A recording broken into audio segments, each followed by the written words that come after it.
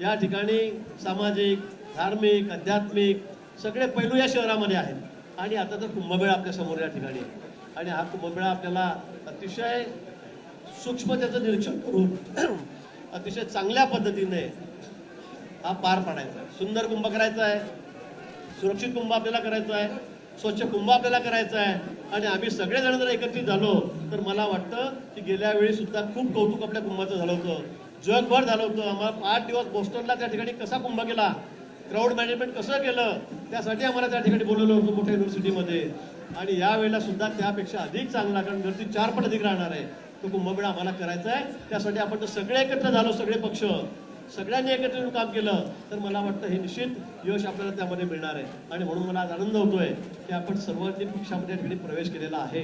जुन्या कार्यकर्त्यांना मी सांगणार, तुम्ही काळजी करू नका, तुम्ही अजिबात काळजी करू नका, तुमची सुद्धा काळजी आम्हाला आहे. कोणी असं समजण्याचं कारण नाही की माझ्यावर अन्याय होणार आहे, याच्यावर अन्याय होणार आहे. कालांतराने तुम्ही बघाल, काही दिवसांना तुम्ही बघाल की कोणाकोणाला न्याय मिळाला. जे इतके वर्ष काम करतायत, आम्ही पण जुन्या आहोत, आम्हाला 40-45 वर्ष झाले, मला 35 वर्ष मी निवडून येतोय विधानसभेमध्ये, नगराध्यक्ष होतो आधी 5 वर्ष, मी कॉलेज सोडल्यापासून 22-23 वर्ष निवडून येतोय. मला माहिती आहे कार्यकर्ते कसे काम करतात, किती खस्त्या खाव्या लागतात, कसा आम्हाला समोरच्या लोकांशी लढा द्यावा लागला. आता आम्ही सत्तेत आलेलो आहोत, पण पूर्वी विरोधात होतो, किती वेळा जेलमध्ये जावं लागलं, केसेस झालेले आहेत, याची आम्हाला सगळ्यांना जाणीव आहे. देवेंद्रजींना आहे, पक्षाला आहे, सगळ्यांनाच आहे, रवींद्रजींना आहे, बावनकुळेंना आहे, सगळ्यांनाच आहे. आणि म्हणून तुम्ही पुन्हा मी सांगेल की आपण काळजी करू नका. थोडाफार राग तुमच्या मनामध्ये आहे, साहजिक आहे, असणार आहे, असायलाही पाहिजे, पण तो राग सुद्धा लवकर दिवाळला जाईल.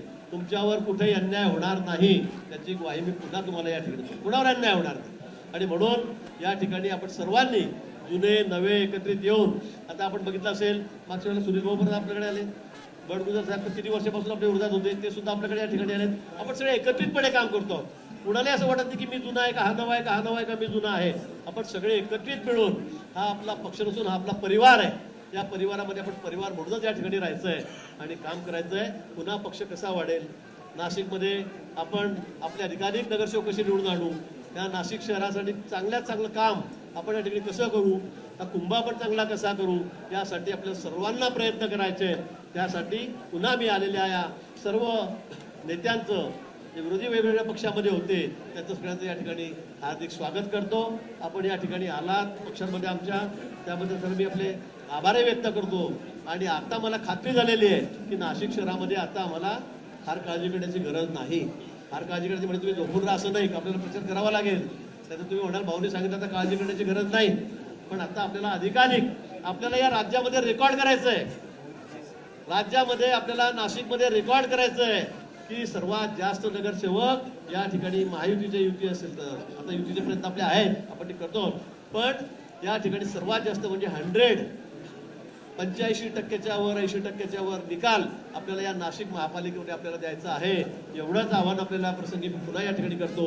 आलेल्या सर्व या ठिकाणी जे नेते आहेत त्यांचं सर्वांचं पक्षामध्ये या ठिकाणी स्वागत करतो. आजपासून आपण आपल्या पक्षामध्ये आलेला आहात, आपण सर्व मिळून या ठिकाणी जुने नवे मिळून पुन्हा या ठिकाणी आजपासून कामाला लागूया.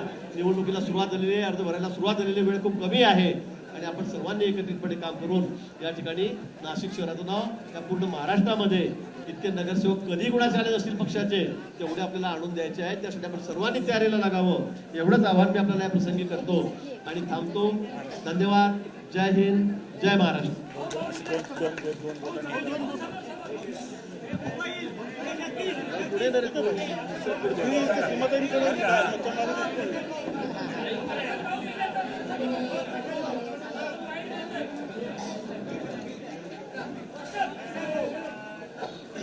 अण्णांनी झाकून टाकलं.